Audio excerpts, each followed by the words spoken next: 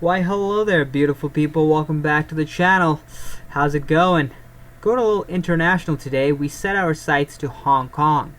Now before getting into the meat and potatoes of the video, I do need to put out a disclaimer. Information in Southeast Asia is subject to restrictions that are just unparalleled in North American standards or even European standards for that matter. Now, not only does the usual mainstream bias persist, but if the government does not want something to get out, they do some serious crackdown.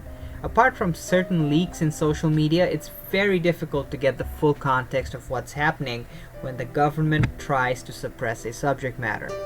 Now, getting into Hong Kong, you guys probably have seen scenes like these.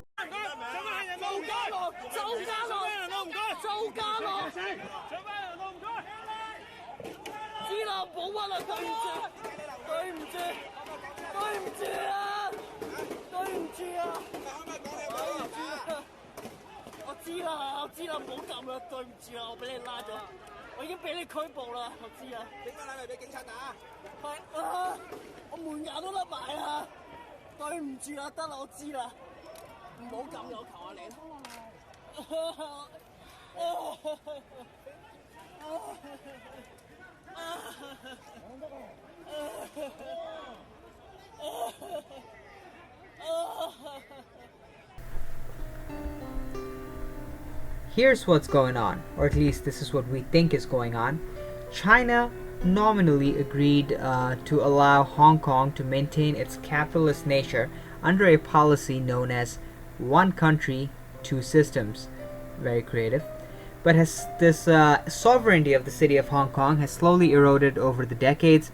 Most recently, China encouraged Hong Kong to pass a law that would allow China to extradite any individual that has committed a Chinese crime.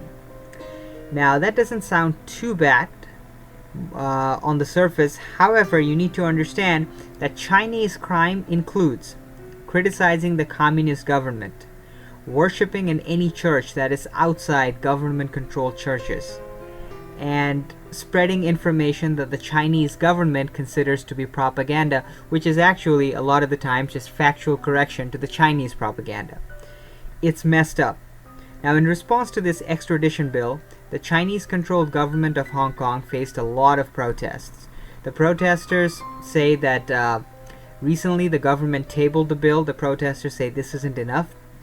However, the lawmakers, there's a very real chance that they can revive the bill anytime. The protesters claim that if the outrage subsides, the lawmakers are going to revive the bill.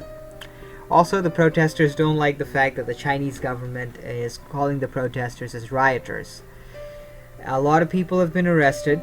Now, there are videos and pictures of protesters attacking certain government headquarters, but with government inflicting this on citizens.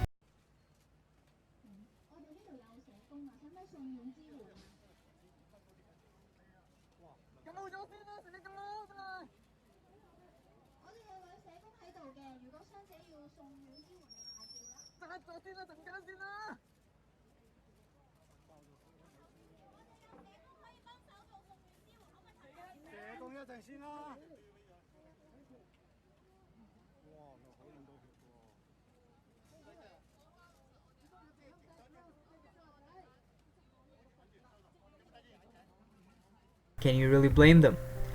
One of the most viral incidents was when a young protester, I believe female, lost an eye to a police attack, and that sparked more protests.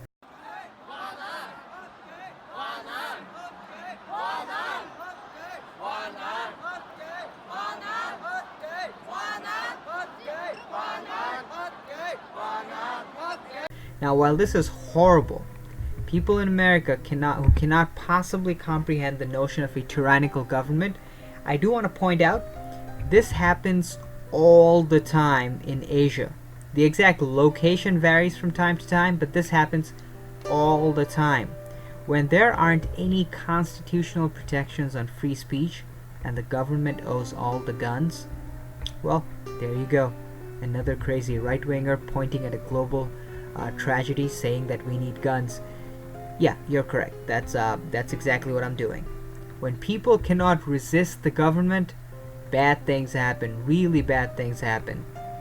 Americans, cherish your Constitution and guard it with your life.